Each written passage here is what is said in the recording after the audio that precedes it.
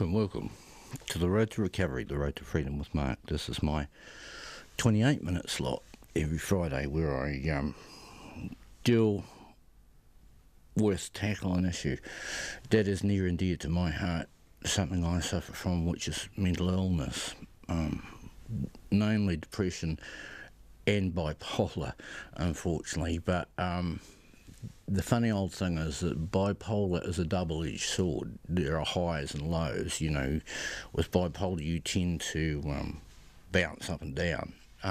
Unfortunately, the downs tend to be lower and longer than the highs, but there are highs. And, you know, I was lucky enough to be driving through the countryside. I come in from Pahiatua to Masterton every Friday, and no 2 days are ever the same. You know, every season, every month, every week, it's different. And today was particularly beautiful, and it just blew my mind how pretty it was. You know, green is my favourite colour anyway, but you know, the light and the dark and everything in between, just amazing. You know, really beautiful. And I think people are starting to cotton on. You know, you look at the rate of growth and change throughout the Wairarapa, Masterton, Carterton. I mean, a while ago, Greytown went through a big boom. Even Featherston, I've noticed as I drive through there, is starting to pick up, which is great to see. And I think people are starting to realise, you know, it's a beautiful place, the weather's good, and there's lots of great things to see. And I would like to think that more people would come on board with things like Arrow Radio and Wairarapa TV, because not only are they interesting, they're a great service to the community. And just on that note, at the moment we're looking for some sponsorship for the show. So if you would like to ring Michael or Veronica at Arrow Radio, they'll be able to help you out, and we can get some advertising sorted out. It's cheap, and you are supporting a not-for-profit organisation, which is a really great thing to be part of, to be involved in. You know, it really is doing something really good for your community, allowing people to get their stories across. And, you know, I would encourage anyone and everyone to spread the word and to get involved. Now, there's also a website, there are podcasts, so you can just go to the Arrow Radio website, pretty easy on the old Google search, and get into there. You can see the last 3 recorded shows of all of the sponsored shows. Really good thing to look at and get involved in, and you can make your own contributions. You could do an interview with one of the people on the shows, ring in, write in, whatever you like. Maybe even do a show of your own. You know, if you've got a story to tell, and let's face it, everyone has. So, you know, be a great thing to get involved in. All right, we better rock on with today's story. This one, this one's a beauty. I think it's the only one I've done about Spain. And, you know, I was lucky enough to travel the world. When I was a young man, I headed off to Australia and on to Africa when I was 21. And I got to my first tour of Europe. I must have been about 24. So, you know, in the prime of my life, and I had a truly amazing time with the best friends that I have, my best friends in the whole world. It's Keith and Wayne, and even Christine. You know, I remember those magic days. So here's one of the stories that came from it. This is the running of the bulls. Every long, hot June in Pamplona, Spain, they indulge in an age-old tradition. The town triples in size before the locals let the bulls loose on the crowd. In an organised kind of mayhem, they block off a route through the medieval part of the town. At the bottom of the hill, they release the bulls from a huge set of wood and steel gates. This starts at dawn, and anyone mad enough to choose to run the course must run for their lives along the course to the arena. The tourist shops there are full of postcards with pictures of terrified locals and tourists alike, dodging rampant angry bulls. You can't help but laugh at their dilemma, yet a twinge of trepidation creeps in, knowing that it will be me tomorrow. We send a few cards to friends with funny comments and false bravado. We had made it to the first day from San Sebastian, where the 5 of us in the combi van had been partying hard, watching reruns of Catch-22 and old bullfights where matadors get gored by bulls, drinking the local sangria all day and dancing all night. Pamplona for 1 week would be party central. Celebrations bordered on the religious, but of the 5 of us, only myself and Ceedy were up for the ultimate challenge, the bull run itself. The others were happy to eat, drink and party all night. We had found a large river frontage where we set up camp, and other combi vans were drawn like moths to flame until it resembled a village. Ceedy and I decided to check out tomorrow's route, so we had an idea of what we were in for. After checking out the tourist shops, we decided to walk the route we would run the next day. It was very hot, the sun belting off the high stone walls and cobblestone streets. The roads were narrow and afforded little to no protection from oncoming bulls. Getting some distance on them would be crucial to making it to the arena in one piece. About halfway along our walk, in a pretty run-down, dodgy part of town, a tubby guy with a big broad smile caught my eye as he happily whispered, "Hashish," in my ear. "What was that?" I inquired with a smile as he produced what looked like a large ball of horseshit. "What do you want for that?" I inquired suspiciously. It worked out at about 40 British pounds, so I took a smaller lump for 10 quid. The chubby Moroccan chap seemed pleased and promised to catch up tomorrow. "We may be as high as kites by then," I amused to Ceedy. After stocking up on booze in the form of sangria and cheap wine, we headed back to Combi Village, which was walking distance to a bar where we set up headquarters for drinking and planning. After spending all afternoon eating and getting liquored, we headed back to camp and lit up a fire. Remembering my dubious purchase of hash in my pocket, I asked Ceedy and the others if they wanted to go. Pretty soon we were all stoned as crows, staring at the fire and giggling like fools. Not only was this shit real, it was potent as could be. There was plenty to go around and still more for tomorrow. We turned in before midnight, determined to get up before dawn and head into town. We slept fitfully, our thoughts filled with eagerness for the bull run to begin, and Ceedy woke me whilst it was still dark. I climbed into the passenger seat and rolled up a massive spliff. Ceedy got behind the wheel and refused my eager offers, so I ended up massively stoned by the time we got to town.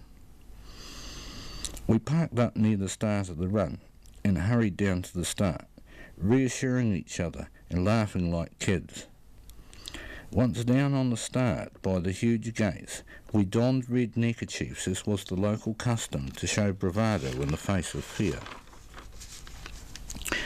A 3-minute alarm bell rang out amongst what was by now a huge crowd, and in the panic many of the foreigners started running up the hill from the gates, to a huge amount of derision from the locals and those foolish enough to stay. The locals whipped up into a fervour of dancing and shouting, waving rolled newspapers in the air, and before too long the gates were opened and the bulls released into the waiting crowd. The locals set upon the bulls, whacking them on the shoulders with the rolled-up newspapers, which cranked the bulls up no end. Upon seeing this, I tore off up the hill so fast my feet barely touched the ground. The crowd was not far behind, leaving the confused and angry bulls to follow slowly as the steep slope slowed them down. Now I understood how we would stay ahead. I relaxed to a jog and took in the scenery. All along the road, people were crammed onto first-floor balconies overhanging the narrow streets. They shouted and cheered at the top of their voices, waving and throwing stuff, and I waved like a football player who has just scored a goal. After a short while, Seedy caught up with me. "Better get a move on, they're catching up," he shouted over the din. We both picked up the pace and looked back to see the bulls had reached the top of the hill and the crowd beginning to part around them. Already bodies were beginning to fly or dart away from the angry beasts as they began to pick up speed. Once on the flat, the bulls were outpacing the runners and began to reel us in. With our progress impeded by the crowd, it soon became obvious we would be caught, and a palpable sense of fear swept through the crowd, with lots of shoving and shouting. A few more 100 metres and the bulls were upon us. I looked back to see bodies flying and made a dive for a 150mm doorway entrance, whilst Seedy dived into the gutter covering his head. That same look of terror from the postcards painted on our faces as bodies flew in all directions and the bulls rumbled through. After a few seconds of the panic moved forward and realising we were still in one piece, we rejoined the melee in the rear, shouting as more bodies got poked and trampled on. We followed the mayhem up to the arena. At the end of the course, broke off and entered the arena. Inside, a crowd gathered in the centre as the bulls were corralled outside, then allowed to enter one at a time. The crowd in the middle formed up in a V shape toward the oncoming bull, which would either shy away or go ploughing straight in. When a bull ploughed in, the crowd would scatter in all directions, people zigzagging and running in tight circles to keep clear of the bull's nasty horns. As the crowd got more drunk, some took to sitting in the front of the V, and one or two took a horrible beating. The ambulance outside did a roaring trade all day. I was far too stoned to join the mayhem, and was quite content to drink, shout, and be entertained by the crazy crowd down on the sand. No television could do justice to the fun we were having, watching the bulls wreak a little revenge on the crowd, so we watched until the proceedings ended, then wandered back to the centre of town for more partying. The streets were overflowing, with bands playing traditional music and people dancing, drinking and shouting. At the centre of the throng was a place called the Muscle Bar, with a square full of people and a statue where people started climbing and doing dives off it into the crowd. People were watching them, were catching them as best they could, but many were falling through and getting smashed on the cobblestones below. They would then be dragged off to the waiting ambulance. All 5 of us had met up by now, so we tried to catch as many drunken fools as we could until our arms became too sore and we left them to the inevitable fate of their stupidity.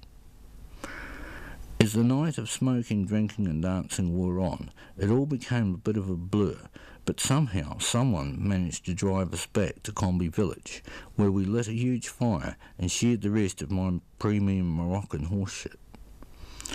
The day of the first running of the bulls was over for us, but we vowed to stay on and watch some more along with one of the bullfights scheduled for that week. Alright, we'll take a little bit of a break there, and I'll play you some Aretha. You'll like this.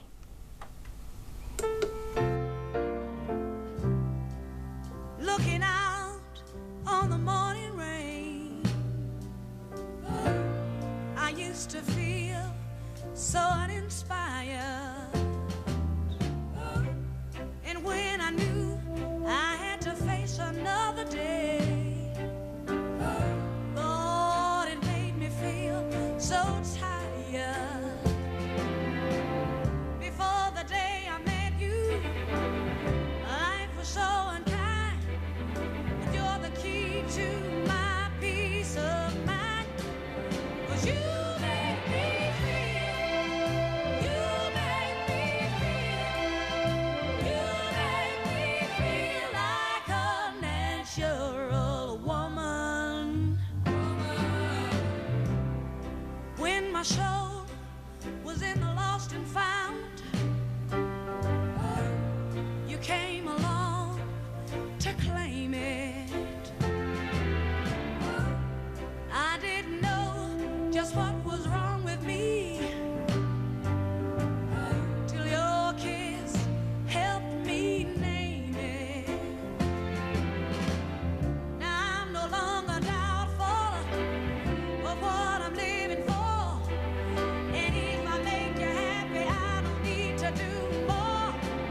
'Cause you make me feel, you make me feel, you make me feel like a natural woman.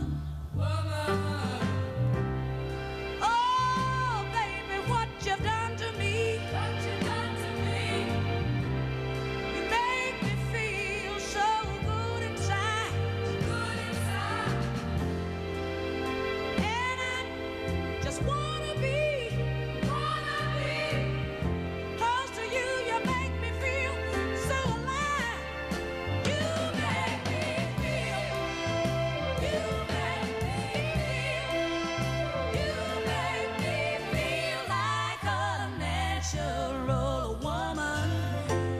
You make me feel, you make me feel, you make me feel like a natural woman.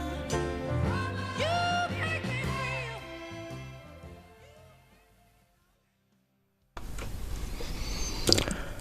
Told you you'd like that. When my heart was in the lost and found, you came to claim it. You know, what a beautiful voice. It was so sad that Aretha died just recently, and of course I went right out and bought that record. It's what you do, don't you, when these great artists die. To my mind, the best female voice of all time.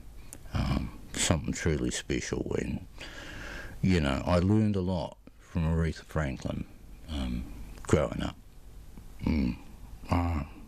I will remember her for the rest of my days. Right, back to our story, the running of the bulls. Many years ago, we were in Spain, and we did the running of the bulls in Pamplona, and this is the continuation of that story. We'll pick it up again at the bullfight. The bullfight. The day after our first running of the bulls, we rose quite late and decided to catch an afternoon of real bullfighting. It was another scorching hot day, so we took plenty of water and drove the combi to town. People were still partying hard in the streets, with some unconscious bodies lying around. I had very mixed feelings on the way up the hill. On the one hand, I was going to watch some fine bulls being slaughtered by a matador and his cohorts. It would happen with or without me. On the other hand, to have an informed opinion on this, was it not better to witness this thing? To be absolutely fair, I had to go, for fear I miss an essential part of the whole cruelty debate. So it didn't bode well when entering the complex we walked past badly scarred horses belonging to the horseman, whose job it is to sever the shoulders or the muscles of the bull with a spear. The armour the horses wear hardly seems adequate, and I feel for the poor creatures. Before the picador comes the toreador, usually other matadors, who stick small spears into the bull's shoulders with great leaps over the horns, showing great agility and courage. Then the picador, on horseback and with an armoured leg guard and horse for protection, he maims the bull's upper shoulders permanently. This stops the bull from being able to turn too sharply and catch the matador off guard. If he does too thorough a job, the crowd boo and jeer him and pelt him with oranges, drink cups, and often bottles are thrown. Thirdly and finally comes the matador, with his red cape and single rapier, with which he sticks the bull down the neckline and through the heart. The matador first carries out a series of passing sweeps of the bull by encouraging the bull to charge at the cape. With each sweep in the blazing heat, the bull gets slower and more tired until run to a complete standstill so the fatal blow can be delivered. A terrible ending in the ring for the bull, if all goes to script. But that is not what the crowd hope for. They chant for Toro, the bull, to get the better of the matador, goring and even killing him in the ring. The blood the crowd truly lust for is that of the matador, and that afternoon we saw just that. In the third match of the day, a particularly large bull was set to by the ranks, yet seemed to hold up well against the early spears. The young matador stood proudly centre ring, unfurling his cape, doing some passes which became closer and closer. Still the bull showed great stamina and kept charging relentlessly. The crowd grew restless, even booing the poor matador. A chant of Toro, Toro now started up, and still the bull continued to charge. With great urgency the matador performed a little longer, then made his mind up, revealing a rapier to deliver the final blow. But he was wrong, and the bull still too fresh. As he came forward with his swords, the bull charged again. The rapier glanced off his shoulder, and he hooked the matador cleanly in the guts, lifting him off the ground. As the crowd as one leapt to their feet, shouting "Toro, Toro" at the top of their voices as the matador staggers to the ground. Visibly shaken, he regains his composure and tries to deliver the fatal blow a second time. Once again he misses. The bull picks him up and smashes him into the ground, almost running him through with a horn. The crowd is whipped up into a frenzy as they bay for the blood of the matador. Badly damaged, the matador staggers to his feet to try a third time, and to all our dismay, the bull is killed on the third lunge of the injured matador. The magic is suddenly ended, yet it is unlikely the matador will ever fight again after his failure at this fight. The poor dead bull is dragged out of the arena to claps and cheers for his bravery, and I realise another dimension of bullfighting that was not previously appreciated. I felt sick, but elated together at the conclusion of that epic match. I could appreciate the Spaniards' love for such an exhilarating sport, but at the same time the death of these fine animals was hard to take. Not having these hundreds of years of tradition behind me lended an unbiased opinion, but robbed a little of the appreciation. The skill and bravery of all involved is beyond question, and the cruelty is palpable. It was a step back in time that I had never experienced before and never will again. I imagine little has changed through the centuries, the pomp and pageantry of the costumes, or the bravery of their foe. Such old traditions cannot be cast off lightly by its people, as tradition blends into identity. At the end of the day, we went back to the bar near Combi Village to get a feed, get drunk and talk over the day's bullfighting. Opinions varied greatly as to the merits of the sport, but the skill and bravery required were undoubted. I believe doing the bull run and watching some bullfighting live added some perspective that others who had not seemed very aloof. To grow up as a local and be awash with the culture adds another perspective again. There is no middle ground in this. Such is the passion and joy of the event itself. It is impossible not to get caught up in it all. Some of the love of the moment rubs off on you. More intoxicating than liquor or hash, it takes a place in the heart. I look back on those hot days of Spanish summer wistfully. Time and distance turns the perspective to finest and most memorable pieces. The feelings of adulation and terror mingle with such humour, fun and dancing. Life well lived with passion for the moment, and one bite lasts a lifetime. The end. I hope you enjoyed that. I sure did enjoy bringing it to you, and we're bang on time. That's our 28 minutes, so I've got to say thank you very much and goodbye, and we will catch you next week with another great story. So thanks, take care, catch you later.